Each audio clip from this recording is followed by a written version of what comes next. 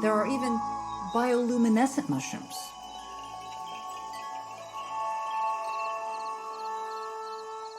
A lot of people are afraid of mushrooms.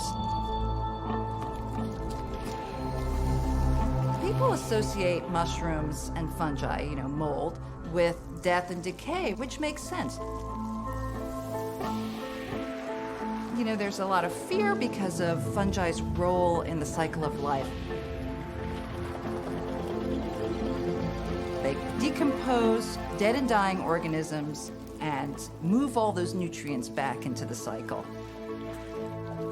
They kind of are at the very end of stuff, but they're also at the beginning.